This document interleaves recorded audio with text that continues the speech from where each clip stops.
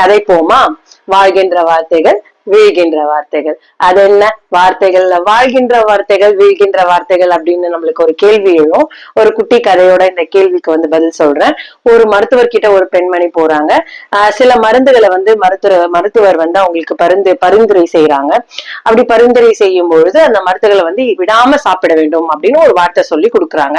உடனே அந்த பெண்மணிக்கு வந்து ஒரு கேள்வி எழுது, எவ்வளவு காலம் டாக்டர் நான் வந்து சாகும் வரை இதை வந்து சாப்பிட வேணுமா அப்படின்னு வந்து அவங்க டாக்டர் கிட்ட கேட்கும் பொழுது அந்த டாக்டர் சொல்றாங்க, இல்ல இல்ல நீங்க சாகும் வரையெல்லாம் இந்த மாத்திரை சாப்பிட வேணாம், நீங்க வாழும் வரை இந்த மாத்திரைகளை வந்து சாப்பிடுங்க அப்படின்னு சொல்லிட்டு ஒரு புன் சிரிப்பு, அழகா ஒரு சிரிப்பு சிரிக்கிறாரு. உடனே வந்து நம்ம எல்லாருக்குமே இந்த கேள்வி எழும், அது என்ன வாழும் வரையும் சாகும் வரையும் என்ன பெரிய ஒரு வித்தியாசம் இருக்க பொழுது, ரெண்டுமே வந்து ஒரே மீனிங் தானே தருது அப்படின்னு சொல்லலாம். பட் ஆனா இந்த சாகும் வரை அப்படின்ற வார்த்தையில வந்து ஒரு அதிருப்தி இருக்கும், ஒரு டிஸ்சாட்டிஸ்பாக்சன் இருக்கும், ஒரு பயம் இருக்கும்.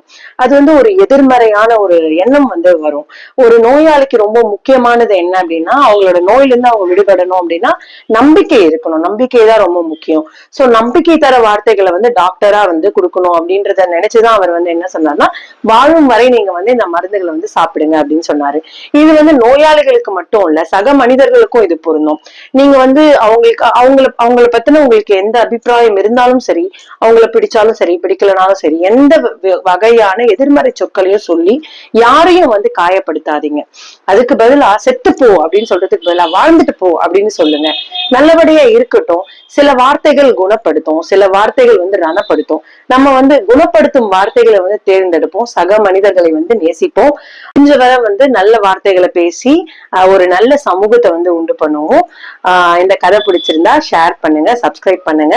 ஏதாவது ஒரு நல்ல வார்த்தையா இந்த வீடியோக்கு வந்து சொல்லிட்டு போங்க.